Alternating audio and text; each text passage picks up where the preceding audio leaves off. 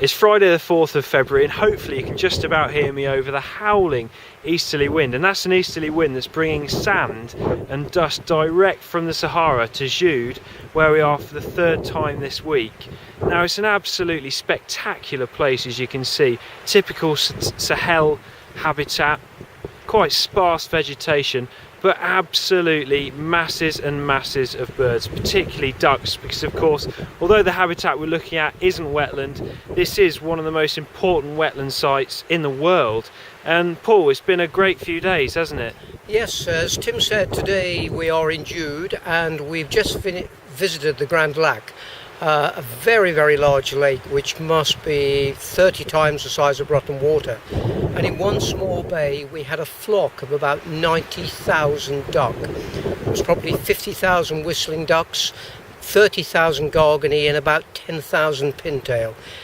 The experience of seeing these birds take off in a mass is unbelievable. The sky goes dark.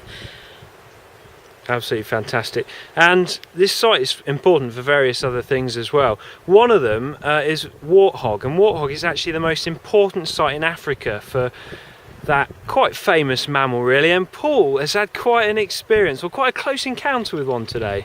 Yes, I was walking out into the forest trying to find Frederick, walking down this path rather quietly, and suddenly I heard from the bushes, "Paul, Paul, do not move, do not move." And Frederick was sitting under a big tree, which I think was his escape route, and I turned to look just over my shoulder, and within about 6 feet of me stood an enormous warthog. It was probably 4 foot to its back. Well, I've certainly cured all my constipation this week now. Well, there you go. So it's been a great few days at Djoudj. We've also managed to identify 4 German ringed ospreys. We've seen masses of ospreys up here, as you would probably expect. So it's been a good few days, and we're heading back down to Gambia on Sunday for what will be the last couple of days of the trip.